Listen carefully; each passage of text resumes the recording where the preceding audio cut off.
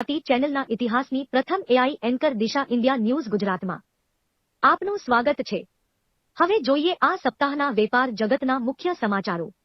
Disney અંબાણીની Reliance સાથે અબજો ડોલરનો સોદો કરશે। મુકેશ અંબાણીની રિલાયન્સ ઇન્ડસ્ટ્રીઝ તેની ભારતમાં કામગીરી ખરીદવા માટે વોલ્ટ ડિઝની કંપની સાથે અબજો ડોલરના સોદાને અંતિમ સ્વરૂપ આપવા માટે તૈયાર છે। આ સોદા પછી રિલાયન્સ ડિઝની સ્ટાર બિઝનેસમાં નિયંત્રિત હિસ્સો ધરાવે તેવી અપેક્ષા છે, જેનું અંદાજિત મૂલ્ય $10 બિલિયન છે। અમેરિકન એન્ટરટેઇનમેન્ટ જાયન્ટ બિઝનેસમાં લઘુમતી હિસ્સો ધરાવશે। આગામી મહિને કંપનીઓ દ્વારા વિશાળ એક્વિઝિશન જાહેર કરવામાં આવે તેવી અપેક્ષા છે। સોદા મુજબ ડિઝની સ્ટાર સાથે રિલાયન્સના કેટલાક મીડિયા એકમોના મર્જરની પણ શક્યતા છે। અંબાણીએ 2022માં $2.7 બિલિયન ઇન્ડિયન પ્રીમિયર લીગને સ્ટ્રીમ કરવા માટે સોદો કર્યો હતો। ડિઝની ઇન્ડિયામાં હિસ્સો ખરીદવાથી ભારતના મનોરંજન ઉદ્યોગમાં અંબાણીના વધતા પ્રભાવ પર પ્રકાશ પડે છે।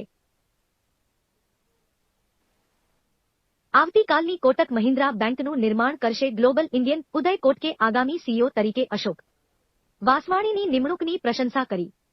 Reserve bank of India RBI એ કોટક મહિન્દ્રા બેંકના આગામી ચીફ એક્ઝિક્યુટિવ ઓફિસર સીઈઓ તરીકે ઉદ્યોગના દિગ્ગજ અશોક વાસવાણીની નિમણૂક માટે મંજૂરી આપી છે। ખાનગી ધિરાણકર્તાના સ્થાપક અને ડિરેક્ટર ઉદય કોટકે 21 ઓક્ટોબરે વાસવાણીનું વર્ણન કરતા જણાવ્યું હતું, વૈશ્વિક ભારતીય જે ભવિષ્ય માટે બેંકનું નિર્માણ કરશે।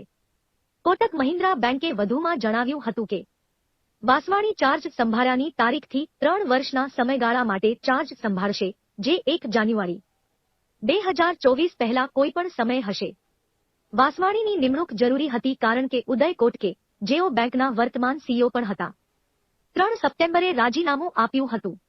બેંકે દીપક ગુપ્તાને વચગાળાના સીઈઓ તરીકે નિયુક્ત કર્યા હતા।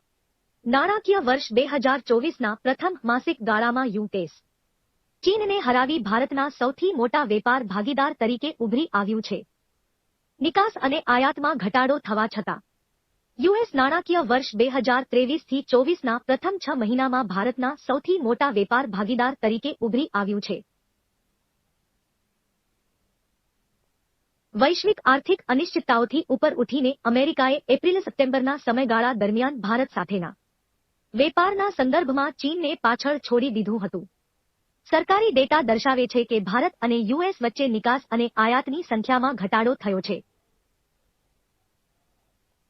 જો કે આ સમયગાળા દરમિયાન ભારત અને ચીન વચ્ચેના વેપારમાં ઘટાડો થયો હતો।